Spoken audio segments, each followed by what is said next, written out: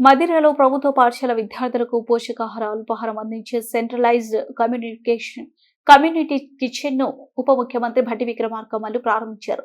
ఈ సందర్భంగా ఉప ముఖ్యమంత్రి భట్టి విక్రమార్కమల్లు మాట్లాడుతూ విద్యార్థుల భవిష్యతే రాష్ట్ర భవిష్యత్తు అనే సంకల్పంతో ప్రజా ప్రభుత్వం మరో చారిత్రాత్మక అడుగు వేసింది. ఉచిత పథకాలు కాదు, ప్రజల భవిష్యత్తుపై ప్రభుత్వం పెట్టే పెట్టుబడులు. రాష్ట్రంలో ఏ బిడ్డ అర్ధాకలితో పాఠశాలకు వెళ్లకూడదనే ప్రజా ప్రభుత్వ లక్ష్యం. విద్యార్థుల శారీరక మానసిక వికాసానికి పౌష్టికాహారం అత్యంత అవసరం.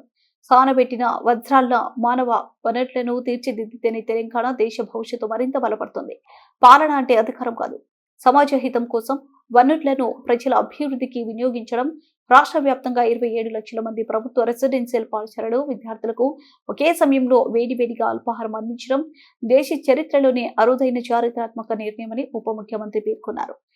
పీపుల్స్ మార్చ్ పాదయాత్రలో ప్రజల కష్టాలను ప్రత్యక్షంగా చూసి రూపుదిద్దుకున్న ఆలోచనలే నేడు ఇందిరమ్మ సంక్షేమ పథకాల రూపంలో అమలవుతున్నాయని ఆయన తెలిపారు. ప్రతి బిడ్డ ఆరోగ్యంగా చదివి ప్రతి కుటుంబం గౌరవంగా జీవించే తెలంగాణ నిర్మాణమే ప్రజా ప్రభుత్వ లక్ష్యమని ఉప ముఖ్యమంత్రి భట్టి విక్రమార్కమల్లు స్పష్టం చేశారు.